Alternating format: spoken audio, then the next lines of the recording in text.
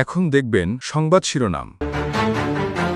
যুদ্ধবিরতি কার্যকরের কয়েক ঘন্টার মধ্যে লেবাননে ইসরায়েলের ভয়াবহ হামলা, প্রতিবাদে আবারও হরমুজ প্রণালী বন্ধ করল ইরান।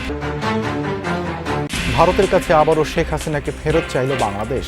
ওসমান হাদির সন্দেহভাজন হত্যাকারীদের প্রত্যর্পণে সম্মত দুই দেশ। জুলাই অভ্যুত্থান, সুরক্ষা ও দায় নির্ধারণ এবং সন্ত্রাস বিরোধী আইনের সংশোধনী বিল পাস। বহাল থাকলো আওয়ামী লীগ ও অঙ্গ সংগঠনের কার্যক্রমে নিষেধাজ্ঞা। তুচ্ছ ঘটনাকে কেন্দ্র করে ঢাকা বিশ্ববিদ্যালয়ের শিক্ষার্থী ও ঢাকা মেডিকেলের চিকিৎসকদের মাঝে সংঘর্ষ। প্রায় 2.5 ঘন্টা বন্ধ ছিল জরুরি বিভাগের সেবা, রোগীদের ভোগান্তি। আসসালামু আলাইকুম। এতক্ষণ দেখছিলেন সংবাদ শিরোনাম, এখন দেখবেন বিস্তারিত। 2 সপ্তাহের জন্য যুদ্ধবিরতিতে সম্মত হয়েছে যুক্তরাষ্ট্র, ইসরায়েল, ইরান। পাকিস্তানের মধ্যস্থতায় কার্যকর হয়েছে সমঝোতা, নিশ্চিত করেছেন মার্কিন প্রেসিডেন্ট ডোনাল্ড ট্রাম্প এবং ইরানের পররাষ্ট্রমন্ত্রী আব্বাস আরাগচি। লেবানন ব্যতীত ইরানের যুদ্ধ বন্ধে রাজি হয়েছে ইসরায়েলও। 28 ফেব্রুয়ারি ইরানে শুরু হওয়া যুক্তরাষ্ট্র ইসরায়েলের যুদ্ধ সময়ের পরিক্রমায় ছড়িয়ে পড়ে পুরো মধ্যপ্রাচ্যে।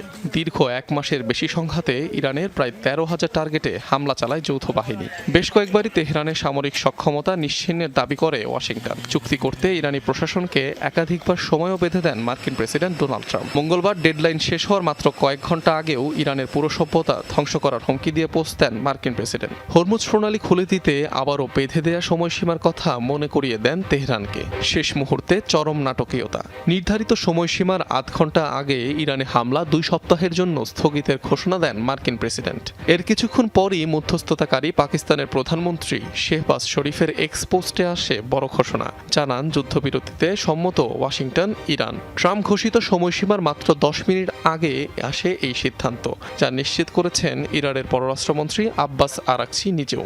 হোয়াইট হাউস বলছে যুদ্ধ বন্ধ করতে রাজি হয়েছে ইসরায়েলও। অবশ্য প্রধানমন্ত্রী নেতানিয়াহুর কার্যালয় জানিয়েছে ইরানের বিরুদ্ধে মানলেও লেবাননে যুদ্ধবিরতি মানবে না তেল আবিব। যদিও মধ্যস্থতাকারী পাকিস্তানের প্রধানমন্ত্রীর ঘোষণায় দাবি করা হয় লেবাননও এই যুদ্ধবিরতির আওতাধীন। শর্তানুযায়ী আগামী 2 সপ্তাহের জন্য হরমুজ প্রণালী দিয়ে চলাচল করতে পারবে জাহাজ।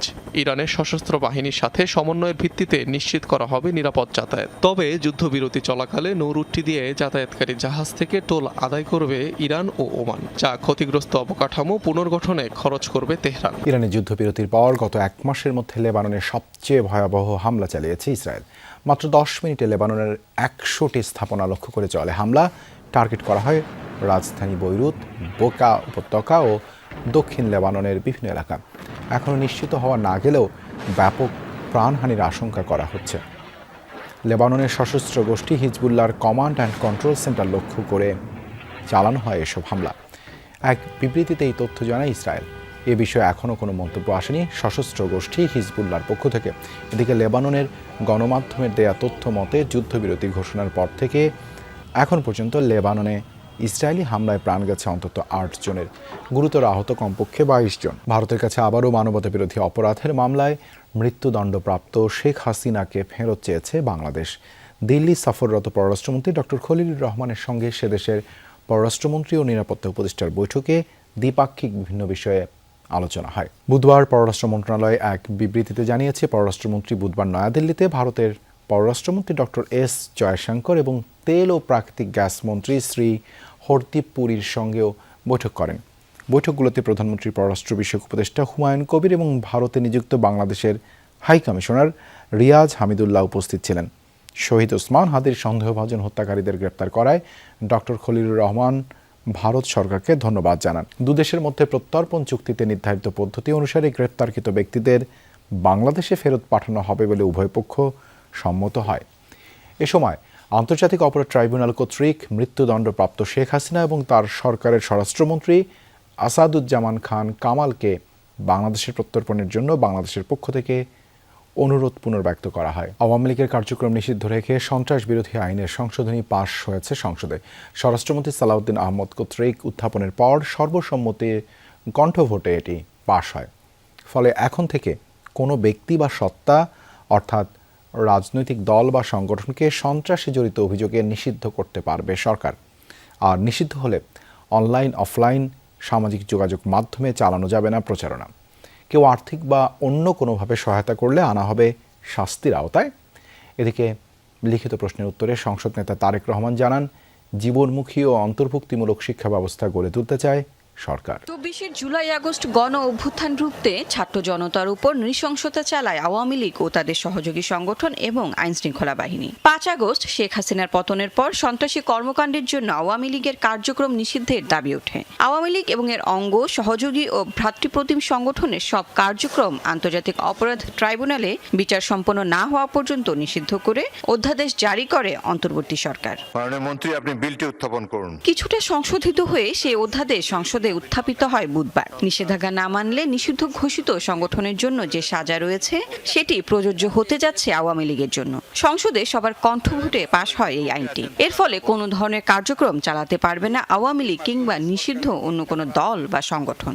এমনকি অনলাইন ও সামাজিক যোগাযোগ মাধ্যমেও কোনো কার্যক্রম প্রচার করা যাবে না। নিষিদ্ধ দল সংগঠনকে অর্থ, আশ্রয় বা সহায়তা করলে কঠোর শাস্তির বিধান বাড়ানো হয়েছে। বিরোধী দলীয় নেতা নিশ্চয়ই স্মরণে থাকার কথা, ওনারা এবং এনসিপির বন্ধুরা সবাই মিলে একটা আন্দোলন করেছিলেন।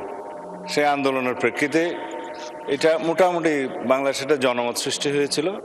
সেই প্রেক্ষিতে তাদের কার্যক্রম নিষিদ্ধ করা হয়েছে সন্ত্রাস বিরোধী আইনে, এবং অ্যাকর্ডিংলি সেটা নির্বাচন কমিশনে তাদের রেজিস্ট্রেশনটাও সাসপেন্ডেড হয়ে আছে।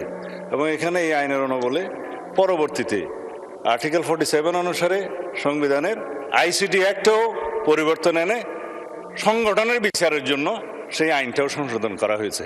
এদিকে সংসদে লিখিত প্রশ্নোত্তরে সংসদ নেতা তারেক রহমান বলেন, গুণগত, জীবনমুখী ও অন্তর্ভুক্তিমূলক শিক্ষা ব্যবস্থা গড়ে তুলতে বদ্ধপরিকর সরকার। আগামী 6 মাসের মধ্যে 2336টি কারিগরি ও 8232টি মাদ্রাসায় বিনামূল্যে ওয়াইফাই চালু করা হবে। ওষুধ পরিবর্তন করে দেওয়ার মতো তুচ্ছ ঘটনাকে কেন্দ্র করে সংঘর্ষে জড়িয়েছে ঢাকা মেডিকেলের চিকিৎসক এবং ঢাকা বিশ্ববিদ্যালয়ের শিক্ষার্থীরা। এতে কয়েকজন আহত হয়েছেন। এই ঘটনায় নিরাপত্তার কারণ দেখিয়ে বিকেল থেকে রাত 8টা পর্যন্ত বন্ধ রাখা হয় হাসপাতালের জরুরি বিভাগের চিকিৎসা সেবা। এতে ভোগান্তিতে পড়েন রোগীরা। এই দৃশ্য দেশের সবচেয়ে ব্যস্ত হাসপাতালের। তুচ্ছ ঘটনাকে কেন্দ্র করে সংঘর্ষে জড়ায় ঢাকা মেডিকেলের চিকিৎসক আর ঢাকা বিশ্ববিদ্যালয়ের শিক্ষার্থীরা। সন্ধ্যার কিছুক্ষণ আগের এই ঘটনায় ধাওয়া পাল্টা ধাওয়া চলে দফায় দফায়। সংঘর্ষ থামাতে দ্রুত ঘটনাস্থলে পৌঁছায় পুলিশ।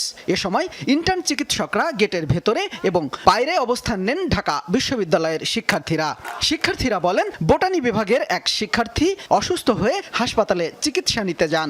তাকে প্রেসক্রাইব করা ওষুধ আশেপাশের ফার্মেসিতে না পেয়ে তা পরিবর্তন করে দেওয়ার অনুরোধ জানান, কিন্তু চিকিৎসক সম্মত না হলে কথা কাটাকাটি হয়। এক পর্যায়ে হাতাহাতি থেকে রূপ নেয় সংঘর্ষে। ঢাকা মেডিকেলের শিক্ষার্থীদের অভিযোগ, প্রায় ঢাকা বিশ্ববিদ্যালয়ের শিক্ষার্থীরা চিকিৎসা নিতে এসে বিশৃঙ্খলা করে। একই ধারাবাহিকতায় হেনস্থা করা হয়েছে চিকিৎসকদের। এই ঘটনার যথাযথ আইনি পদক্ষেপ না নেওয়া হলে জরুরি বিভাগ বন্ধ রাখার ঘোষণা দেওয়া হয়।